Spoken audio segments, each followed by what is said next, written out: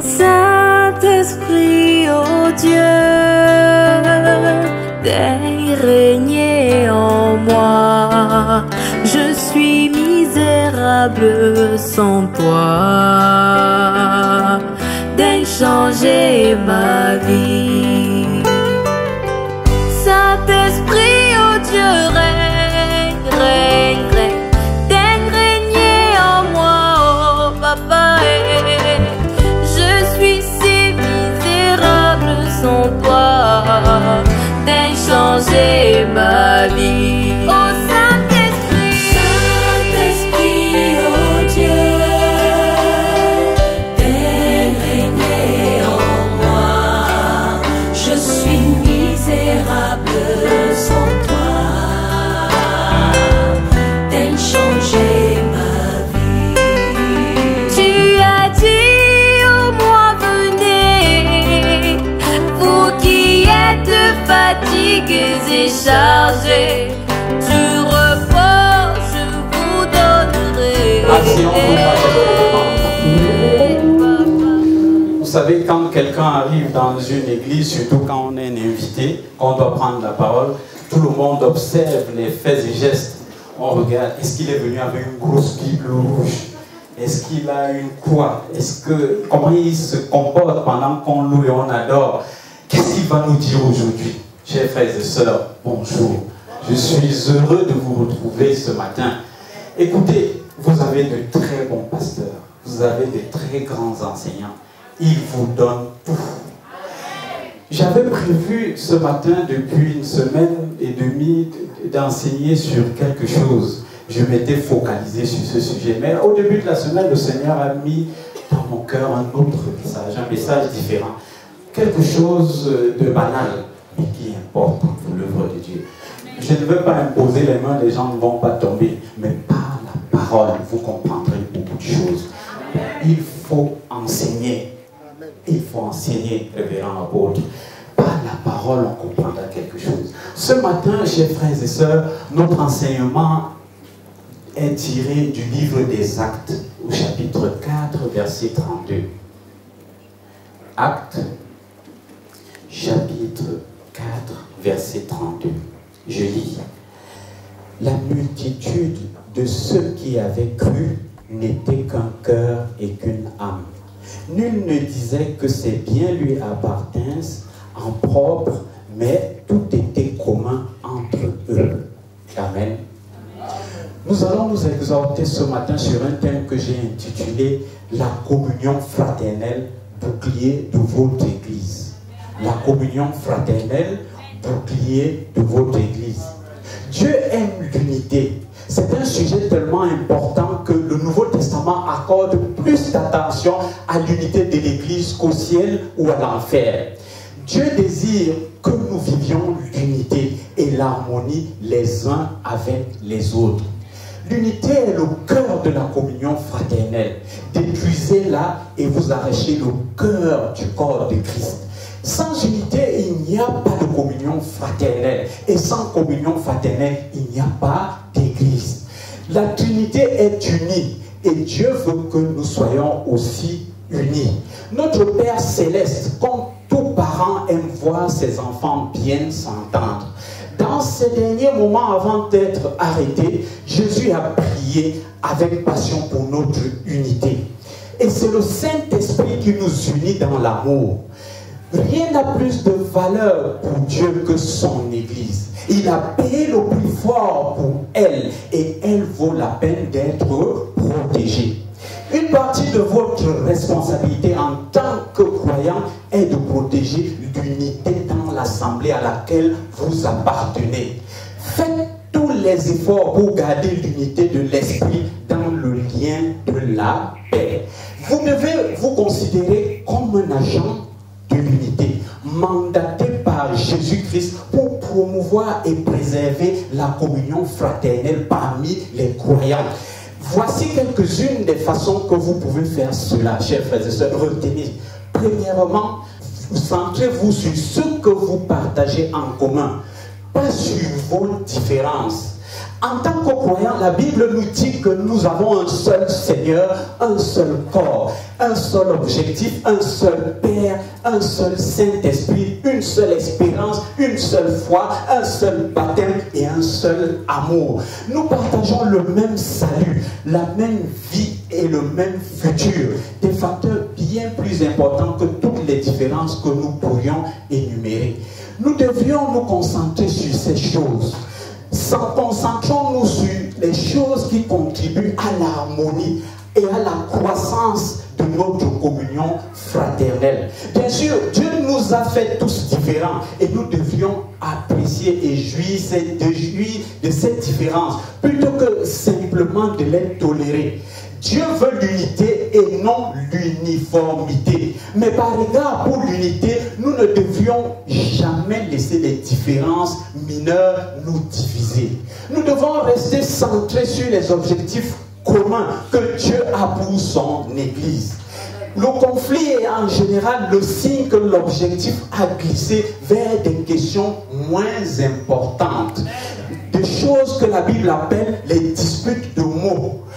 Qu'il y ait une véritable harmonie afin qu'il n'y ait pas de division dans l'Église. Je vous en supplie, ayez la même pensée, soyez unis en pensée et en objectif. Deuxième point, soyez réalistes dans vos attentes. Une fois que vous avez découvert ce que Dieu entend par la vraie communion fraternelle, c'est facile de se décourager en voyant le fossé entre l'idéal et la réalité dans votre Église. Pourtant, nous devons aimer passionnément l'Église en dépit de ses imperfections. Désirer ardemment l'idéal tout en critiquant la réalité, c'est de l'immaturité.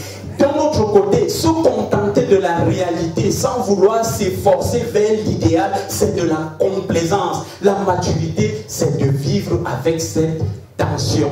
Soyez patients les uns envers les autres, dit ma Bible, vous montrant indulgents envers les fautes des autres à cause de votre amour. Les croyants vont vous décevoir et vous faire de faux bons, mais ce n'est pas une excuse pour cesser de communier fraternellement avec eux. Ils sont votre famille, même quand ils n'agissent pas comme tels, et vous ne devez pas les laisser tomber. Les gens sont déçus par l'Église pour bien des raisons compréhensibles. La liste pourrait être assez longue.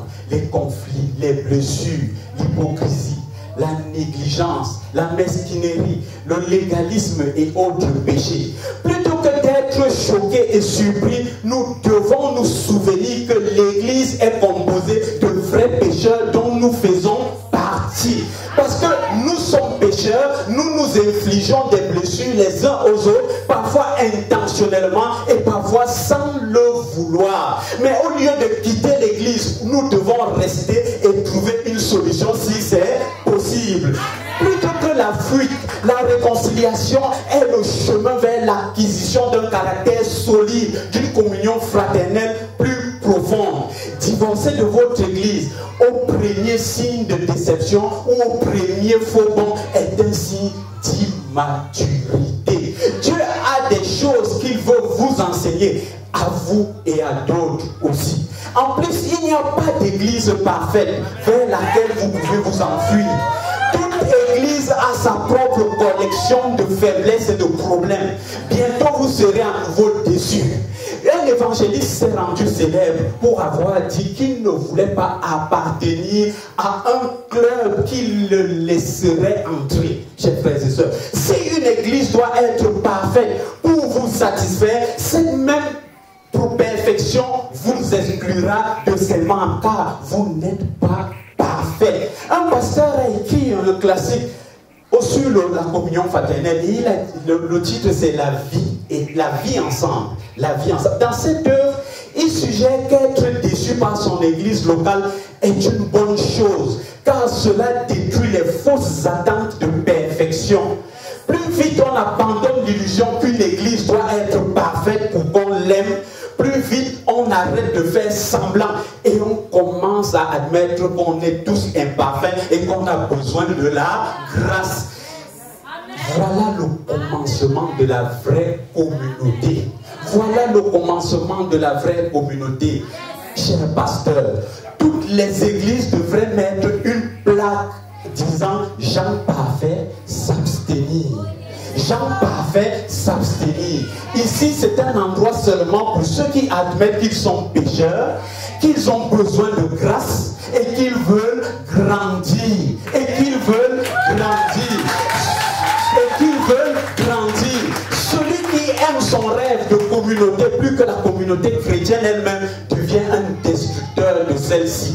Si nous ne nous rendons pas grâce journellement pour l'assemblée chrétienne dans laquelle nous avons été placés, même quand il n'y a pas de grandes expériences, de miracles extraordinaires, mais plutôt de la faiblesse, une petite foi et de la difficulté, si au contraire nous ne cessons de nous plaindre que tout est dérisoire et insignifiant, alors nous empêchons Dieu de faire croître notre assemblée. Nous empêchons Dieu de faire croître notre assemblée. Troisième point, chez moi on m'appelle l'enseignant, hein, parce que je fais toujours point pour qu'on retienne. On retient facilement avec les points. Choisissez d'encourager plutôt que de critiquer. Choisissez d'encourager plutôt que de critiquer. Il est toujours plus facile de se tenir sur la touche et de tirer sur ceux qui servent que de s'impliquer et d'apporter sa contribution. Dieu ne mâche pas ses mots concernant la critique. De quel droit critiquez-vous les serviteurs d'autrui? Seul le Seigneur peut décider s'ils font bien. Pourquoi critiques-tu les actions de ton frère? Pourquoi essaies-tu de le faire paraître petit? Nous serons un jour jugés, non selon les critères des autres, ni selon nos propres critères, mais selon le jugement de Dieu. Toutes les fois que je juge un croyant, 4 choses arrivent instantanément. Je perds ma communion avec Dieu. J'expose mon propre orgueil et mon insécurité. Je me place en position d'être jugé par Dieu. Et je cause du tort à la communion fraternelle dans mon église. Un esprit critique est un vice qui coûte cher, mes chers amis. La Bible appelle Satan l'accusation des frères. C'est le travail du diable que de condamner, de se plaindre, de critiquer les membres de la famille de Dieu. Toutes les fois que nous faisons la même chose, Satan nous amène à faire son propre travail en nous tuant. Souvenez-vous que les autres chrétiens, peu importe le désaccord que vous pouvez avoir avec eux, ne seront pas le véritable ennemi. Mettons-nous d'accord pour utiliser toute notre énergie à nous entendre les uns avec les autres. Aider les autres par des encouragements, des paroles encourageantes. Ne les rabaissez pas en mettant trop l'accent sur leurs erreurs. 4e point. J'espère que vous m'aidez. Refusez d'écouter les commérages. C'est ça qui tue l'église. C'est ça qui tue l'église. Vous savez que répandre des commérages n'est pas bien. Mais vous ne deviez pas les écouter non plus si vous voulez protéger votre église. Écouter des commérages, c'est comme accepter des biens volés. Vous devenez tout aussi coupable de l'infraction. Lorsque quelqu'un commence à vous raconter des commérages, ayez le courage de dire « Arrête s'il te plaît, je n'ai pas besoin de savoir cela. » As-tu parlé directement avec cette personne? Les gens qui vous racontent des commérages en raconteront aussi à votre sujet. On ne peut pas leur faire confiance. Si vous écoutez les commérages, Dieu dit que vous êtes un fauteur de troubles. Les fauteurs de troubles écoutent les fauteurs de troubles. Et ma Bible dit, voici ceux qui divisent les églises ne pensent qu'à eux-mêmes. Dans le troupeau de Dieu, chers frères et sœurs, les blessures les plus grandes viennent souvent des autres brebis plutôt que des loups de dehors. C'est d'abord les brebis. Et nous faisons toujours des blessures les plus graves. Paul nous avertit au sujet des chrétiens cannibales qui s'entre-dévorent et détruisent la communion fraternelle. On devrait les éviter. Ma Bible dit dans Proverbe 20, verset 19, celui qui répand la calomnie dévoile les secrets. ne te mêle pas avec celui qui ouvre ses lèvres. La façon la plus rapide de clore un conflit dans l'église est de confronter avec amour ceux qui font des commérages et insister sur le fait qu'ils doivent arrêter. J'aime beaucoup partager sur une sagesse qui s'appelle les 3 passoires. Retenez ça parce que mes enfants là ont retenu. Les 3 passoires. Le grand philosophe antique, Socrate, enseignait un jour sur ce que bien des chrétiens devraient mettre en pratique.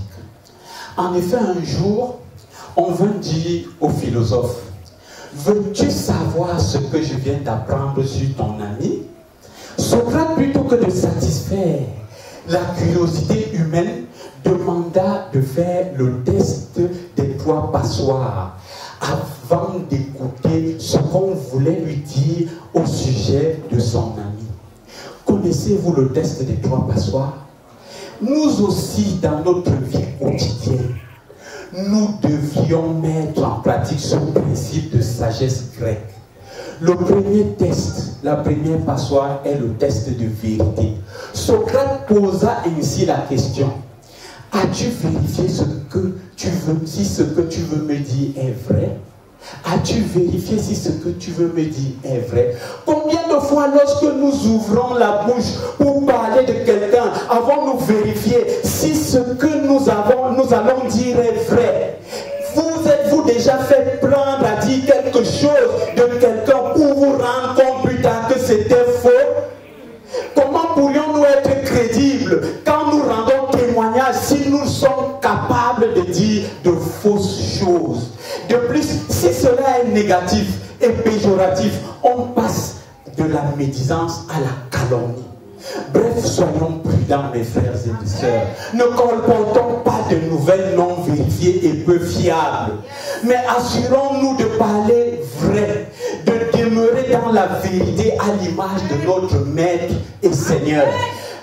La deuxième passoire, c'est le deuxième test, est celui de la bonté. Ce que tu veux dire est-il empreint de bonté ou de méchanceté? Il est question ici de l'intention, celle de faire du bien ou de faire du mal. À quoi servirait une information qui n'aurait que pour seul objectif de faire du mal, de salir une réputation, de se venger ou satisfaire sa mesquinerie? Si Socrate ne veut pas se nourrir de ce qui n'est pas empreint de bonté, qu'en est-il du chrétien? Qu'en est-il du chrétien? Ma Bible dit dans Philippiens 4, verset 8, au reste, frère, que tout ce qui est vrai, tout ce qui est honorable, tout ce qui est juste, tout ce qui est pur, tout ce qui est aimable, tout ce qui mérite l'approbation, ce qui est vertueux et digne de louange, soit l'objet de vos pensées. Il y a d'un côté ce qui est bien charnel, avec son lot de jalousie, de rancune, d'hypocrisie, etc. Et de l'autre côté, le caractère chrétien, ressemblant à celui de Jésus. Ce n'est certes pas le chemin le plus facile, mais sur ce chemin étroit et resserré se trouve la volonté de notre Dieu. Que nous soyons semblables à l'image de son Fils. Rejetons donc tout propos méchant et malhonnête, destructeur, et sachant rester simple, bon et bien intentionné. La troisième passoire est celle de l'utilité. L'utilité. Est-il utile que tu m'apprennes ce que mon ami a fait? Demanda Socrate. Est-il utile que tu m'apprennes ce que mon ami a fait? Est-ce que cette information, même si elle est vraie et pas forcément méchante, est utile? Salomon, dans toute sa sagesse, va lui aussi parler de poursuite du vent en se posant la question de l'utilité. Si cette information n'est pas utile, pourquoi la divulguer? Pourquoi se consacrer aux choses inutiles et délaisser ce qui est utile, voire capital? Ma Bible dit dans 1 Corinthiens 10 au verset 23, tout est permis, mais tout n'est pas utile. Tout est permis, mais tout n'édifie pas. Dans Tite, il est écrit, cette parole est certaine, et je veux que tu affirmes ces choses, afin que ceux qui ont cru en Dieu s'appliquent à pratiquer de bonnes œuvres. Voilà ce qui est bon. et utile aux hommes. Bref, frères et sœurs, réfléchissons avant de parler. À plus forte raison quand il s'agit de dire quelque chose concernant quelqu'un. Si nous avons fait du tort, sachons réparer, sachons demander pardon et corriger pour la vérité. Si Socrate, un philosophe païen, a pu avoir en son temps cette sagesse remarquable, le chrétien d'aujourd'hui, avec la parole, l'Esprit de Dieu, ne préfère-t-il être encore plus sage? Puissons-nous demander à Dieu chaque jour cette sagesse afin d'avoir toujours des paroles vraies, empreintes de bonté et utiles pour ceux qui nous écoutent. Le feu s'éteint par manque de combustible et les tensions disparaissent quand les commérages s'arrêtent. 5e point. Soutenez vos pasteurs et leaders. Notez bien ça. Soutenez vos pasteurs et leaders. Mes amis, il n'y a pas de leader parfait. Mais Dieu leur donne l'autorité, la responsabilité de maintenir l'unité dans l'Église. Pendant les conflits, c'est souvent un travail ingrat d'essayer de réconcilier des opinions qui s'opposent. Ayez de bonnes réactions envers ceux qui nous dirigent, ceux qui vous dirigent. Écoutez leurs conseils. Ils sont vigilants quant à vos conditions de vie et travaillent sous la stricte supervision de Dieu. Contribuez à la joie de leur ministère plutôt que de les transformer en une corvée. Pourquoi voudriez-vous rendre les choses plus pénibles pour eux? Les pasteurs se tiendront un jour devant Dieu et rendront compte de la façon qu'ils ont veillé sur vous. Ils veillent sur vous comme des hommes qui doivent rendre des comptes. Mais vous aussi devrez rendre des comptes. Vous rendrez compte à Dieu de la façon que vous avez suivi vos dirigeants. La Bible donne aux pasteurs des instructions bien spécifiques concernant la façon de traiter des personnes qui sèment la discorde dans les assemblées. Je n'ai pas discuté avec le frère, le révérend Jean-Paul. On n'a pas parlé de ça. C'est un message que le Seigneur m'a demandé de passer. Amen. On n'a pas parlé de ça. Je ne connais pas la vie de votre assemblée. Mais quand le Seigneur parle, il sait pourquoi il parle. Amen. Il doit éviter les disputes. Le pasteur enseigne avec douceur ceux qui s'opposent, tout en priant qu'ils changent. Avertir les contradicteurs, plaider en faveur de l'harmonie et de l'unité, réprimander et mettre sous discipline ceux qui manquent de respect envers les dirigeants ou qui vivent volontairement dans le péché. Et renvoyer même de l'église ceux qui sèment la discorde s'ils n'ont pas obtempéré après 2 avertissements. Laissez-moi vous dire quelque chose sur votre pasteur. Laissez-moi vous dire quelque chose sur vos pasteurs. Votre pasteur, c'est celui à qui tout le monde explique ses problèmes, mais il n'a parfois personne à qui expliquer les siens. Amen. C'est celui qui relève les autres quand ils tombent, mais qu'on enfonce quand ils trébuchent. C'est celui qui aide les autres à revenir de leurs erreurs, mais qui, lui, n'a pas droit à l'erreur. C'est celui qui pardonne tout ce qu'on lui dit ou fait, mais à qui parfois on ne pardonne jamais une parole ou un acte. Celui qui prie pour tout le monde et pour qui parfois personne ne prie réellement. Votre pasteur, c'est celui de qui tout le monde se permet de critiquer l'épouse ou l'époux ou les enfants. Celui qui doit prier pour que le monde soit heureux et s'épanouisse, mais qui n'a pas le droit de rendre sa famille heureuse. Sinon, on estime qu'il escroque l'argent des fidèles. Finalement, vous vous rendez pas compte qu'il travaille tout le temps, qu'il dort très peu, qu'il porte le fardeau de votre âme, le poids de la responsabilité de votre vie, qu'il est sans cesse en train de se soucier de vos problèmes, de prier pour que vous viviez une vie heureuse et paisible. Il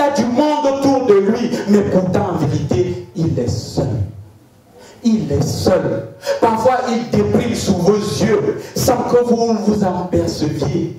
Il ne peut plus vivre une vie simple. On attend de lui constamment qu'il doit être un modèle. Quand il parle, quand il marche, quand il s'habille, tout le monde estime que Dieu prend soin de lui, alors que personne ne s'en occupe. Vous ne vous êtes peut-être pas rendu compte que celui qui vous enseigne l'évangile tous les dimanches est un être humain. Mes frères et mes sœurs, nous protégeons la communion fraternelle lorsque nous honorons ceux qui nous servent en dirigeant. Les pasteurs et les leaders ont besoin de nos encouragements, de nos prières, de notre appréciation et de notre amour. Honorez ceux qui vous dirigent dans le Seigneur et qui travaillent si dur pour vous, qui ont reçu la responsabilité de vous exhorter et de vous guider dans votre obéissance. Comblez-les d'appréciation et d'amour. Chers frères et sœurs, je connais une église en Suisse où chaque membre signe un engagement qui comprend une promesse de protéger l'unité de son église. Il en résulte que l'église n'a jamais vécu de division. Je vous mets au défi d'accepter votre responsabilité, de protéger et de promouvoir l'unité de votre assemblée. Mettez tous vos efforts à cela et Dieu sera heureux. Dieu sera heureux. Ce ne sera pas toujours facile. Parfois, il faudra faire ce qui est le mieux pour le corps. Non pour vous-même, mettant les autres en premier. C'est l'une des raisons pour lesquelles Dieu nous met dans une église qui est aussi une famille pour apprendre la générosité. En communauté, nous apprenons à dire nous au lieu de je et notre au lieu de mon. Ne pensez pas seulement à ce qui est bon pour vous. Pensez aussi aux autres chrétiens et à ce qui est le meilleur pour eux. Dieu bénit l'église qui est unie. Lorsqu'il a un groupe de bébés croyants, il cherche l'église couveuse, la plus chaleureuse qu'il puisse trouver. Tout le monde a besoin d'amour. Et quand les croyants s'aiment vraiment, il serait difficile d'empêcher des gens d'entrer. Il serait difficile d'empêcher des gens d'entrer. Par-dessus tout, que l'amour guide votre vie. Car alors, toute l'église restera ensemble en parfaite harmonie. Levons-nous, prions quelques instants.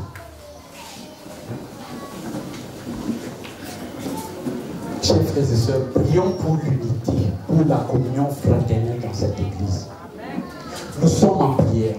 Prions pour plus d'amour entre nous, entre vous, et pardonnez-vous mutuellement.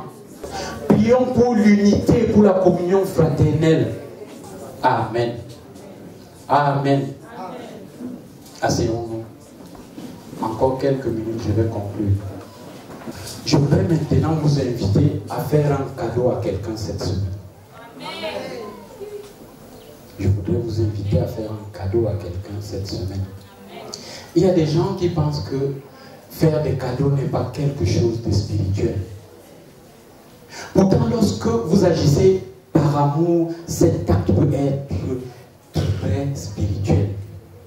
Il existe des gens qui parlent contre la prospérité, mais qui ont des poches cousues tellement elles ne veulent pas donner aux autres. Il faut savoir trouver un équilibre et donner par amour envers vos frères, vos sœurs et le monde. Ma Bible dit, je vous ai montré de toute manière que c'est en travaillant ainsi qu'il faut soutenir les faibles. Et se rappeler les paroles du Seigneur, qui a dit lui-même, il y a plus de bonheur à donner qu'à recevoir. On n'achète pas l'amour, la reconnaissance des gens avec des cadeaux. Cela est mauvais. Mais ce qui nous anime, c'est l'amour. Dieu nous a fait le plus beau des cadeaux. Envoyer Jésus-Christ, son Fils unique, mourir pour notre salut. Dieu n'est pas contre des cadeaux. Au contraire, on en trouve bien des exemples dans la parole de Dieu. Je sais que des gens sont arrivés tristes et démoralisés à l'église.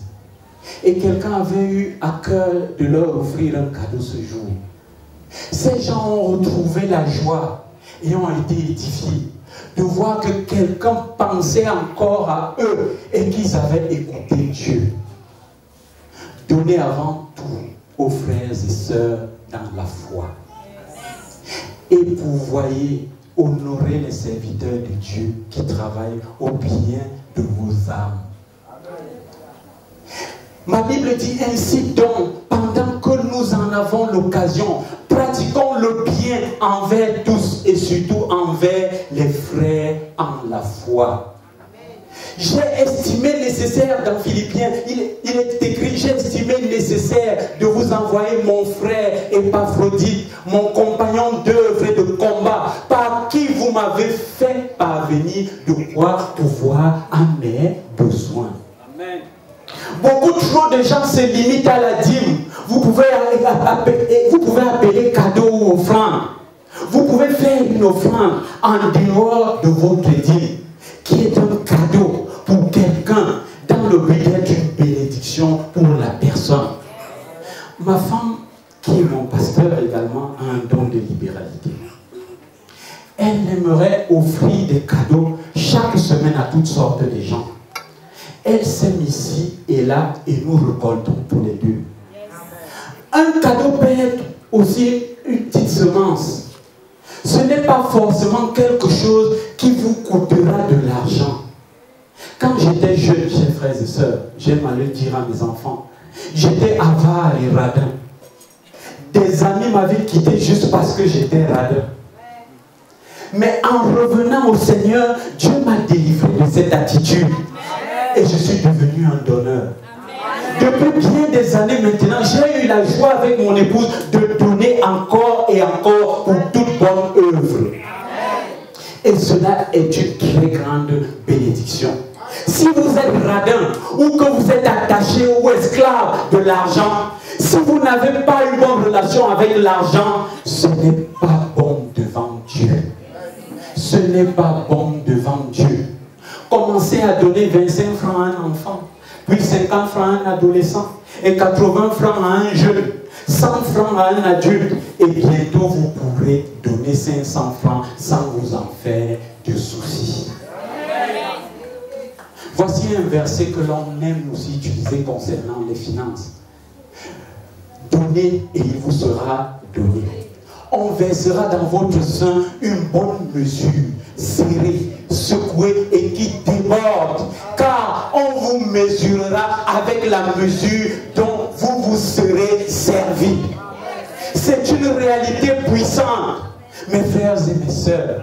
Un disciple de Jésus-Christ est aussi quelqu'un qui sait penser aux autres, car il y a plus de bonheur à donner qu'à recevoir. Je vous exhorte à demander au Seigneur, Père, je prie au nom de Jésus-Christ, mets-moi à cœur une personne et un cadeau à lui offrir, s'il te plaît, cette semaine.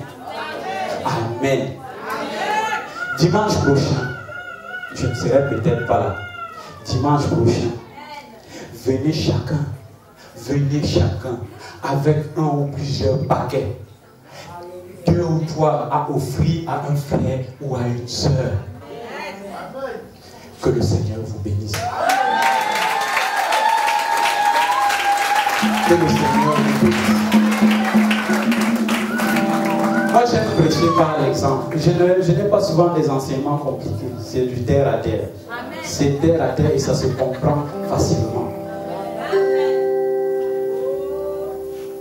Il y a 3 sœurs qui vont être bénies ce matin.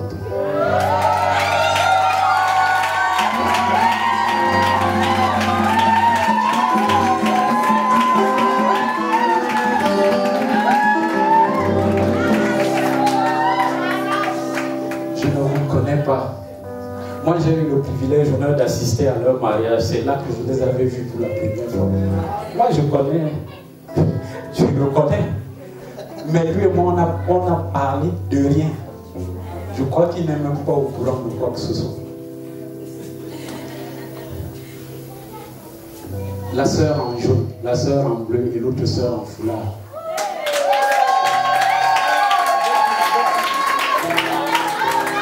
Levez-vous et venez devant. La sœur en foulard. Vous avez droit à un sac de riz, un carton d'huile, un carton de savon, un sac de sel, un sac de spaghetti et un carton de poisson.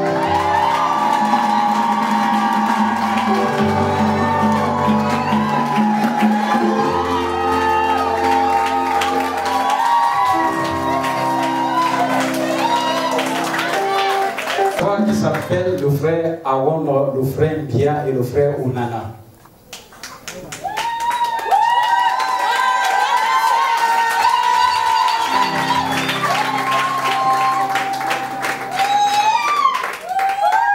Le Seigneur vous a localisé, vous aurez chacun une moto là à la fin.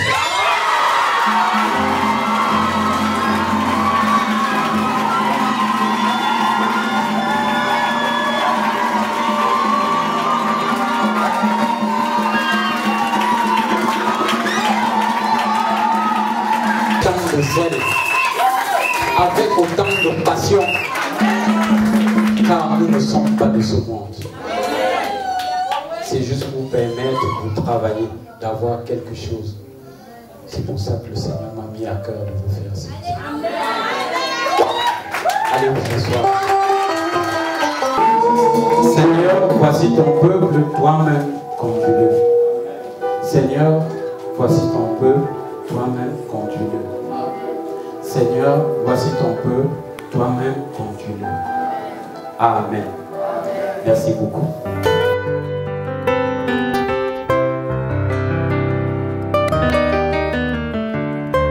Beck Records.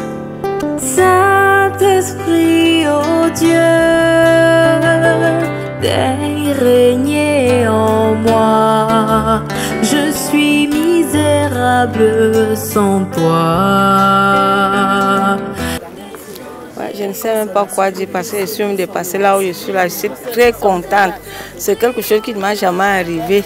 Donc c'est la première fois que je reçois des choses comme ça là. Donc c'est une chance pour moi aujourd'hui. Donc je ne sais même pas. Je n'ai même pas beaucoup à dire parce que je suis dépassée. Donc, je suis très contente. J'ai pris seulement le bon Dieu qui continue avec moi comme ça, qui me donne la force de servir Dieu. Parce que si ce n'était pas lui, je n'allais pas avoir ça. Donc, je ne sais pas quoi dire. Vraiment, je suis très heureux. Vraiment, je n'ai pas cru. Mais vraiment, dès aujourd'hui, j'aimerais croire. Parce que dans ma vie, je crois bien. J'ai voulu croire, mais je n'étais pas sûr que Dieu était la meilleure solution. Mais depuis un certain temps que j'ai connu cette église, vraiment, dès aujourd'hui, je m'adonne au Seigneur, corps et âme. Parce que j'ai compris que ce n'est que Dieu la seule solution de ma vie. Parce que depuis 3 jours, je passe des étapes très difficiles. Si je ne savais pas que Dieu me montrait vraiment sa vraie route. Donc je suis très heureux, vraiment, de ce qu'il a fait pour moi aujourd'hui. J'aimerais passer le message à mes frères et sœurs, leur dire vraiment que Dieu est la meilleure solution. J'ai tant souffert et vraiment j'ai couru derrière Dieu et il m'a prouvé qu'il est avec moi. Je lui ai demandé de me prouver et il m'a prouvé. Donc si tu le fais, toi mon frère, ma soeur, ne crois pas que tu le fais dans l'air. Donc Dieu est souverain. Je remercie le Seigneur d'avoir envoyé son messager, de nous nourrir. Oui, et que réellement, dès aujourd'hui, je servirai l'Éternel jusqu'à la fin de mes séjours. Que réellement le Seigneur existe. Je voulais dire merci au Seigneur Jésus qui m'a fait grâce un jour. Je ne savais pas, je ne le pensais pas, je n'y croyais même pas. Mais aujourd'hui, je suis venu à pied, je rentre à moto. Vraiment, ça a été une grâce pour moi. Je dis merci au Seigneur et je dis merci aussi à son serviteur que Dieu a utilisé en ce jour pour me bénir, pour me sortir de la honte, pour me sortir de la confusion. Vraiment, je rends grâce au Seigneur, que le Seigneur bénisse toute la maison de son serviteur et sa maison et tous ceux qui l'accompagnent. Merci beaucoup.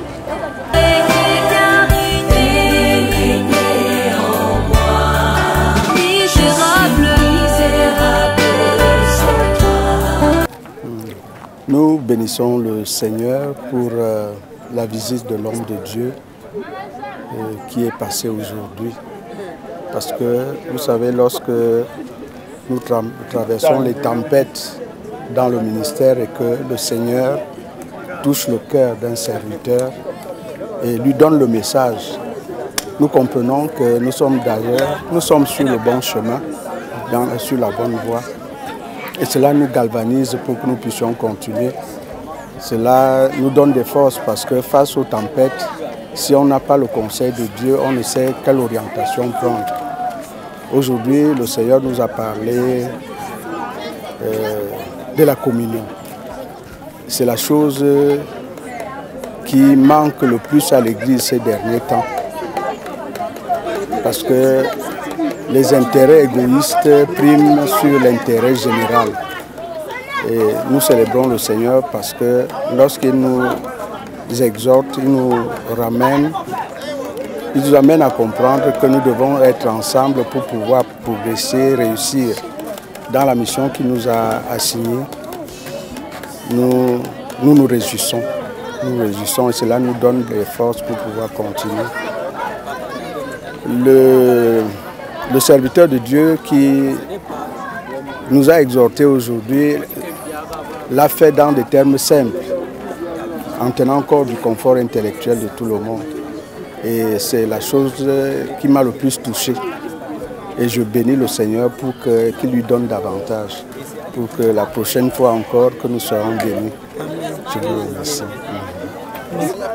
Et sur le révérend Benyomo Jean-Paul, la visite du ministre de Dieu, Excellence Baboke, aujourd'hui a galvanisé la foi des chrétiens parce qu'il est passé de la parole à l'acte.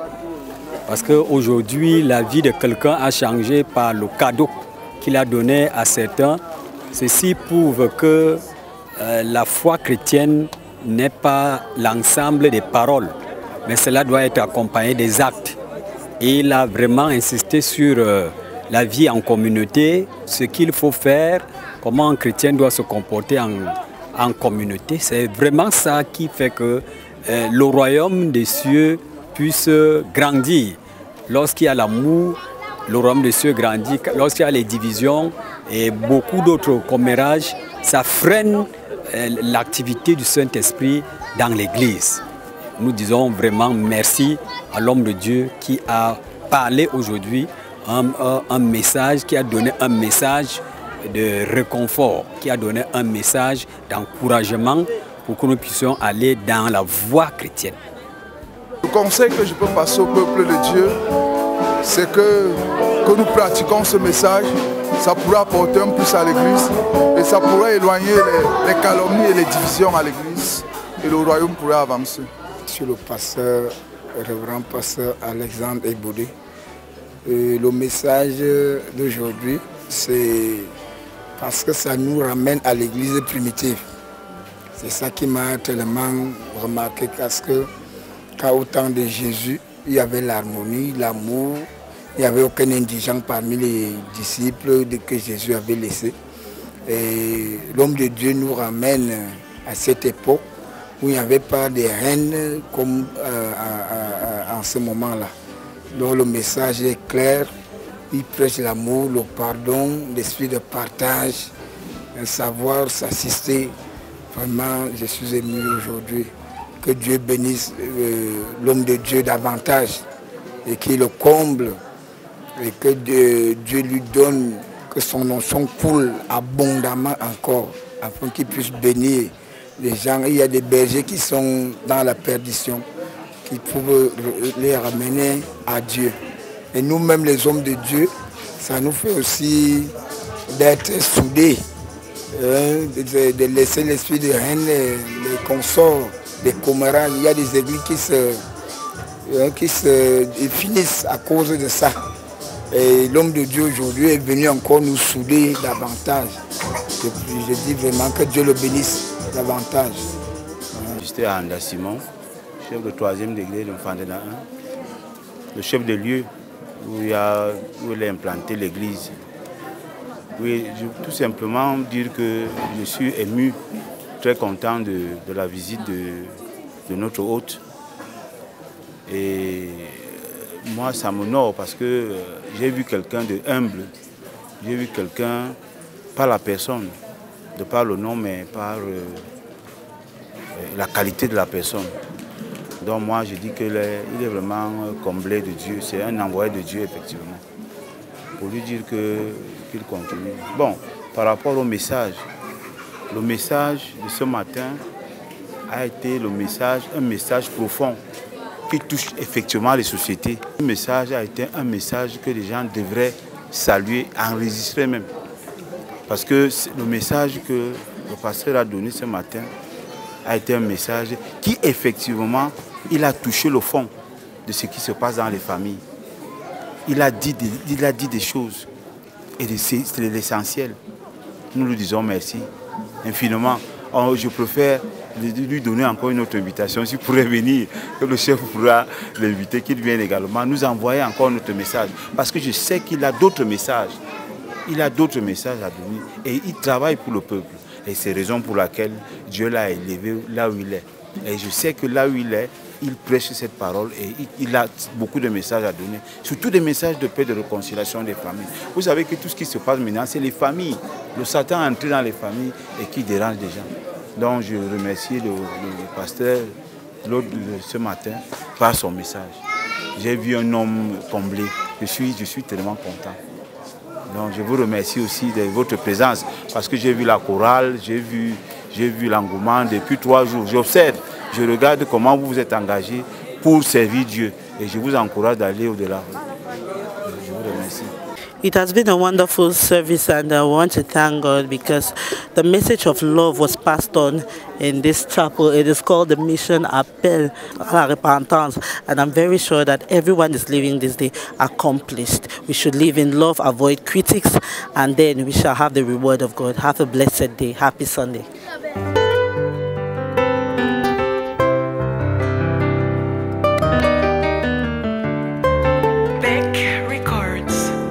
Saint-Esprit, oh Dieu, daigne régner en moi. Je suis misérable sans toi. Daigne changer ma vie.